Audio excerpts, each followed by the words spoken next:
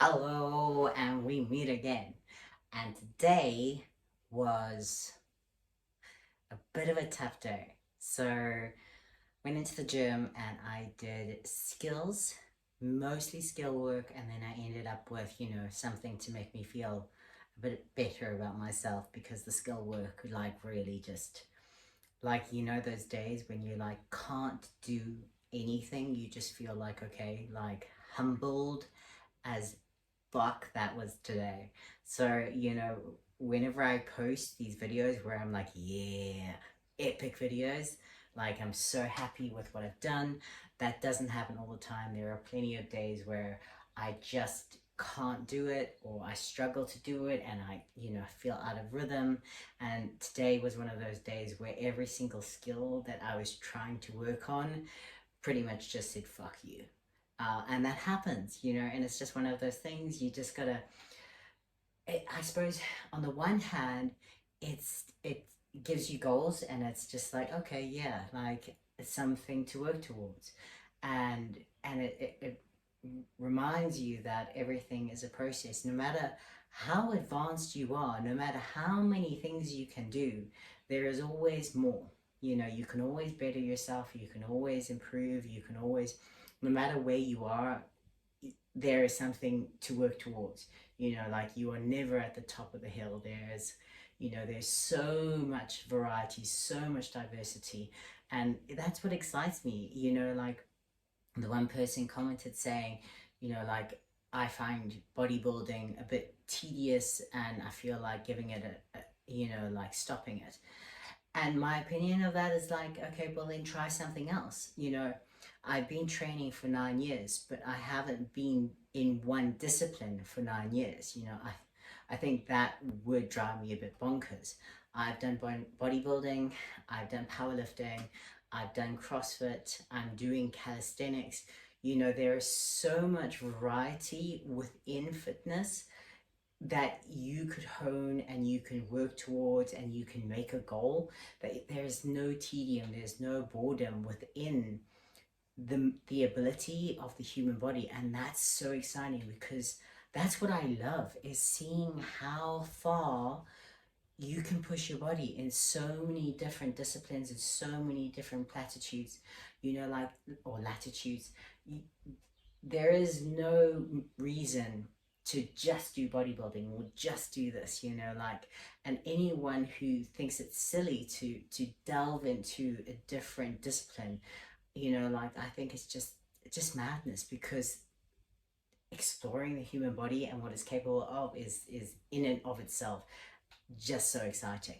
So today was one of those days where I did everything and got humbled by most things.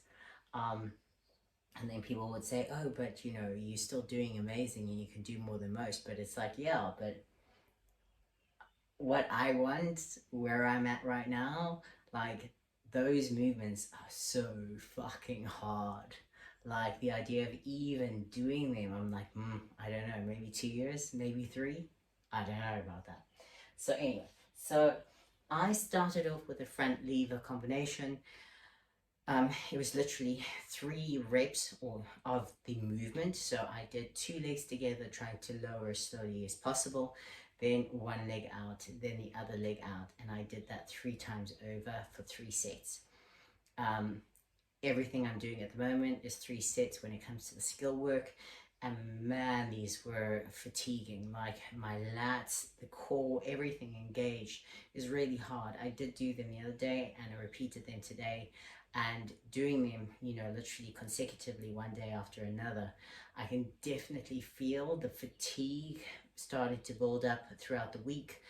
So I may have to kind of do it every other day, simply because it's so taxing on the back and the engagement necessary to get the movement correct and to keep your core and everything engaged. And I supersetted this with a very humbling movement, and it doesn't look humbling, but a handstand press up. So the first round I started with my legs bent, creating a bit of a kip momentum to get myself up to the top of the handstand. And I realized that really wasn't necessary. I could literally just strict press out into the handstand. However, the strict press straight into the handstand, I just couldn't stabilize. So even though I could press up into the handstand position, I couldn't stabilize at the top of the handstand position. So that's, you know, something that I definitely need to work on.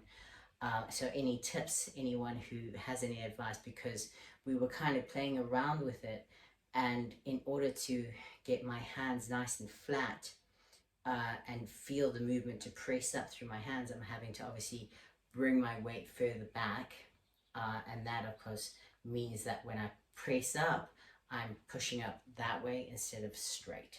So it was one of those, I need to kind of figure out exactly how to manipulate my body in order to get the press up right and be able to stabilize at the top of the handstand. So that was my first superset. And then I moved on to handstand rocks. So I'm working on kind of like the flag position.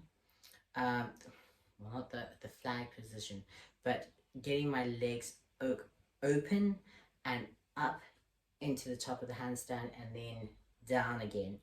And again, that's really hard for me because I've got short Achilles tendons, I've got tight hamstrings. So actually just being able to get into that pike position from the floor is really hard.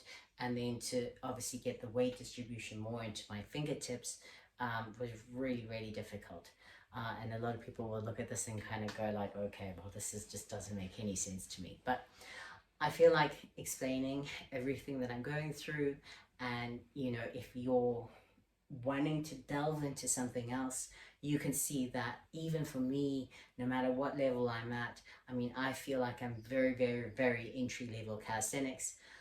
So this is kind of like a really new venture for me, and I'm still having to figure out a lot and better myself a lot in order to get better at the skills. But yeah, so I'm literally like at the bottom, working my way back up again. You know, it's not like powerlifting, it's not like bodybuilding where I have that little bit of confidence within the movements. I have that body awareness to know, okay, I'm doing it right, etc., etc. This one I'm kind of like, okay, no idea. I'm still figuring this shit out. So, you know, like at no point do I profess to know what the fuck I'm doing. I'm literally analyzing how my body responds. And that's another thing I wanted to point out. Someone commented, it's like, oh, look, someone filming in the gym again. And when I first started 9 years ago, I was so anti-filming myself. Literally, like I was like, oh, I'm not going to be one of those people who gets out their phone every 5 seconds to film myself. And I never did. I never filmed myself. I never took photos. I never took selfies. On the rare occasion that I did was, you know, like a few and far between. And usually I just do a bunch of selfies on one day just for social media, just so that I could do it. Never filmed myself. Never filmed my progress. Never filmed what I could do. And it's actually kind of disappointing because now I have no references of where I started. I have no references of how I used to do the movements.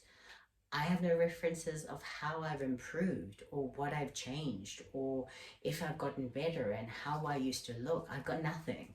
So I very much changed my opinion on filming in the gym, and I say, fuck it. We're living in a world of modern technology. Make use of it. Film yourself, because in 10 years time you might want to look back and go, okay, well, this is how I used to do it, or this is how I used to look. And you know, like, it's exciting to see the progress. You know, I'm not saying you will be training in 10 years time, but you know, for the health of your body and betterment, I would say hopefully you are still doing some form of training. You know, like in 10 years time I still plan on training. So it's nice for me to look at where I was and how I've progressed and where I've changed and how I've improved or gotten worse at, for goodness sake. You know, like I really wish I hadn't been so stuck up. And I personally feel like it's stuck up about filming myself. You know, I was just like, oh, I'm not going to be one of those people. Never. Whereas now I'm kind of like, yeah, fuck it. Let me film myself. I want to actually see, especially for something like calisthenics, where I have to make sure I'm actually in the right position.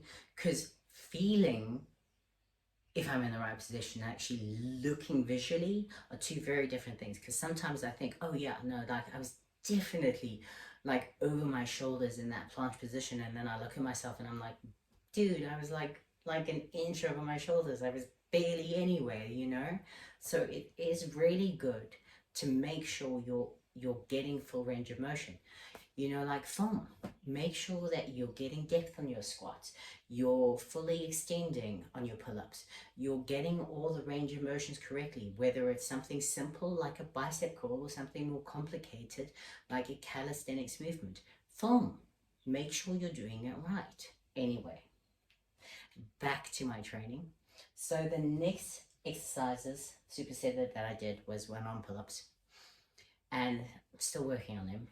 And I tried to reduce the elasticity, the resistance within the band, and made a huge difference. I was like, wow, like so much harder when I used the band that way. So what I did is almost kind of like a mechanical drop set. So I did as many reps as I could with as little resistance, and then I added more resistance as I needed in order to get like 3 to 5 reps per set. And obviously I was doing 3 sets. So it's 3 to 5 reps per set, both arms.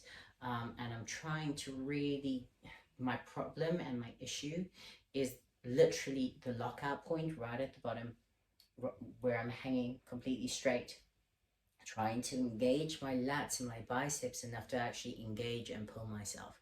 That's where I'm struggling the most, is literally just that. Like I can hold the bicep if I'm doing jumping negatives and that sort of thing, but I am literally struggling to engage enough and start pulling, especially my right arm, which has a bit of a locked shoulder issue and the impingement is hurting a bit. So trying to literally engage enough to start pulling is the hardest part of the movement. So I'm focusing on that. I'm lessening my resistance. And this is the same as I would do for normal pull-ups. This is how I learned to do normal pull-ups, is I do jumping negatives, and then I used an elastic band, and every single time I progressed, I would use less and less resistance. I started on a green band, and then I worked my way down to an orange band and eventually body weight. But you can't just jump in and expect your body to know the movement. You have to teach it. And that's what I'm trying to do with the one-arm pull-ups. So gradually learning the movement and struggling with the engagement enough to actually pull. But, you know, it's another goal. Being very humbled here, and I'm patiently taking my time and working on the strength. Also doing more shrugs again. Try to really engage the lats and see if that just doesn't help really get the movement, because I'm swinging a lot with the one-arm pull-ups, and that's stopping me from obviously engaging properly, because I can't actually control my body enough to stabilize before I start pulling. So I'm really focusing on that. And I supersetted the one-arm pull-ups with the handstand rocks. So that was my next superset. Then I did my third superset, which was the military pulls again, pulling myself into the front lever and down again. And I did 8 to 10 reps of those, keeping my core nice and tight, engaging my lats, and really focusing on controlling the movement as much as possible. So that was one nice thing that I kind of went, okay, I'm still making progress. I'm still making a little progress there, because everything else kind of like felt like, but you know, it happens. And I supersetted that with the front raise variation. So instead of doing it like I have been doing, kind of like against the wall, I did it hollow hold on the floor. And this is really, really taxing on the core, because obviously you're having to hold yourself in a hollow hold position whilst moving the plate overhead and back again. And this obviously will work not just my shoulders, but my entire body and my entire line, because I'm holding the hollow hold whilst moving the plate. Really great for strengthening the shoulder girdles, the rotation of the shoulder, whilst simultaneously working on your core and everything else. So if you need to do an exercise and kill 2 birds with 1 stone, working your core and your shoulders at the same time, give it a go, because no matter what level you're at, you could do this. Even if you're not holding a plate and you just, you know, move your arms, up and down, getting that full extension and back again. Keep your core nice and tight. And my favorite thing to think about is essentially like squeezing your bum into your belly button. Like squeeze your bum so fucking tight that you can like almost feel it in your belly button. And it seems weird to say, but for me visually, that is the best way to explain how to engage the glutes. Is literally just like clench them so fucking hard that they could pop out your belly button. That's weird. But anyway, you know, it's a description and it seems to work for me in my mind. Whether it does for you or not, I don't know. And then I ended off with a nice classic bodybuilding combo. And again, I did 10 sets of 10 to failure, okay? And this is 10 sets of not 10, but 10 sets on both exercise until failure, okay? So I did chest flies, and this is my methodology of doing chest flies. You see a lot of people kind of leaning forward and using their body weight to perform the fly, and I don't personally like to do that. You can see I'm a lot more upright, my chest is engaged, my scapula is retracted. So rather than using body momentum and body weight to move the weight, which doesn't necessarily not engage the chest, it's just you can manipulate the weight a little bit more. Whereas if you're standing upright, chest out, and you're literally having to use only your chest and your anterior delts to move that movement in, there's so much more chest engagement. So, you know, you can even see I'm not holding on to the handles. My hands are out, they're straight, and I'm literally contracting my chest with each movement and squeezing and really feeling the contraction in my chest. And then full stretch and extension, nice fascia stretching at the external range of the position before contracting and squeezing again. I keep my chest up. I try not to shrug, because remember, the moment you start shrugging, you start to engage your traps. Traps want to take over. You don't want that. You just want your chest. So make sure you isolate your chest as much as possible. Keep your chest open and only focus on pulling that movement in. Even if I've got no weight, I can still feel that contraction in my chest by simply just keeping my arms straight and squeezing the handles together in front of me with straight arms. Nice stretch out at the top. And I did that to failure, rep range being around about 10. I know towards the end I started reaching failure a little bit earlier, but ideally you want to do 10 to 12 reps and then partials to failure. I did partials to failure on every single set, and on the last set I also did partials to failure as well as a drop set. I didn't have much weight on, so it's not like I could do a million drops. I literally had like 3 plates to start and drop to 1 or 2. So it really, I was not using a lot of weight. I don't feel like I need to. I just feel that contraction in my chest, and I know I'm engaging it, and that's all that matters for me, especially when I'm doing traditional bodybuilding. For me, it's not about weight, it's about muscle-mind connection, engaging the muscle that I want to engage with as few secondary muscles taking over. There's a time and a place where I obviously want to use every single muscle, and that's a deadlift or a bench. But when I'm doing isolation bodybuilding movements, I'm trying to literally isolate the chest or whatever only, without secondary muscles taking over. So keep it light, focus on form, don't use body weight, don't use momentum.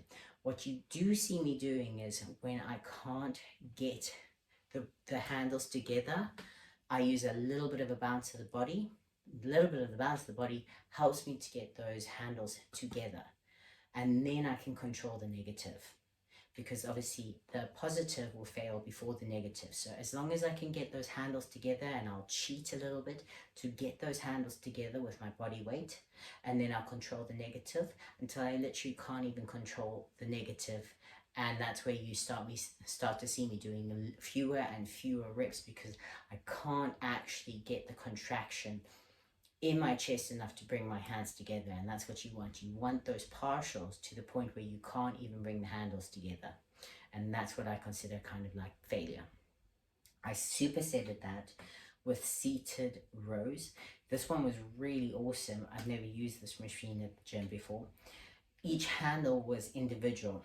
So rather than having a joint handle and moving the same weight, each handle was individual. So therefore, if one arm is weaker than the other, they're engaging separately, moving the weight independently, and that means, you know, if one side is weaker than the other, there is no compensation going on. So if you can get unilateral exercises or machines that allow independent movement left and right, I would highly recommend using them, because you will always find one side is usually dominant compared to the other side, and that's where you start to get slight muscle imbalances, because the one side will always compensate for weakness within the other, and you can't necessarily feel that weakness because it's one bar, if you know what I mean.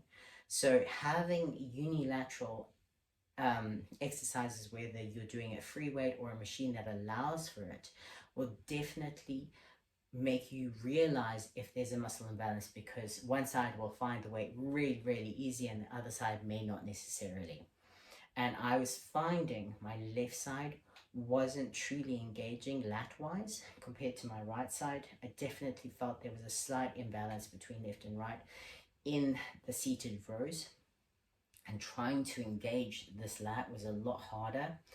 So that's definitely something that I was trying to focus on. So I was definitely towards the end going lighter and lighter and lighter to make sure that I could fully engage that lat whilst keeping my chest up, traps down, scapula retracted, chest out, and just pulling through the lats and the scapula without trying to engage anything else. Again, towards the end, I used a little bit of body momentum to swing that weight up, control the negative, especially with back. I love using momentum to control the negatives, and that's something that I particularly enjoy, because the negative will always be stronger than the positive, especially on back. And if you don't have a strong grip, use wraps, you know, because you will find your grip gives out before your back does. And there is absolutely no point in saying, oh no, it's important for me to strengthen my grip, because your grip will never be able to handle what your back can handle. So, you know, don't worry if you have to use grips. I would suggest on lighter weight, and not using grips until you actually feel like your grip is giving, because you don't want to use wrist wraps from the word go, because you do want to strengthen your grip as much as possible. But the moment your grip goes before your back goes, wrap up, make sure that you're strapped in and you can fully engage those lats without worrying about your grip giving. So 10 sets of each exercise, as many reps as I possibly could, with the goal being 10 to 12 reps and then partials till failure.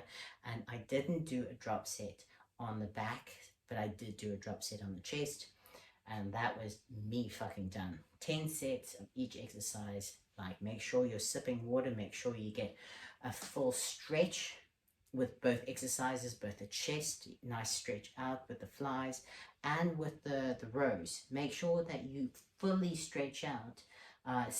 Let your scapula completely open up before you contract and pull again. You can see that I really stretch out as much as possible before contracting again. And that fascia stretching before you contract again will help with hypertrophy. And that is really, really beneficial if your goal is hypertrophy. So make sure you really stretch out, then engage, then pull with every single rep, and stretch out completely before engaging and then pulling.